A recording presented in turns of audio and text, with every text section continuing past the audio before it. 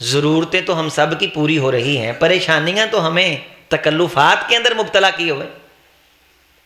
तकल्लुफात का इब्तिला ये हमारे लिए परेशानी बना हुआ है ना।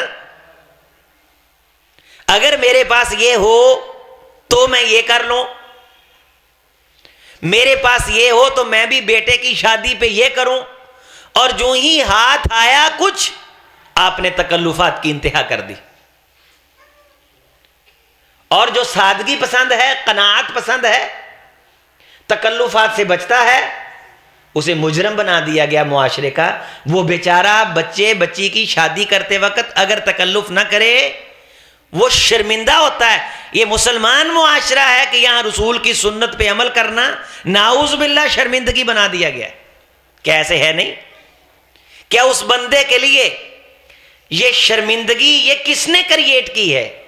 मैं, आपने? हम ही कहते हैं वो मुंडे दा विआह सी, आज तो कुछ कर लेंदा, वो फड़ दड़ के जरा को माहौल बना लेंदा, उतार देता बाद में। होता भी तो तकल्लुफ जायज नहीं। हुजूर की बारगाह में आसमान से फरिश्ते सोने चांदी के तिश्त लेके हाजिर नहीं होते थे।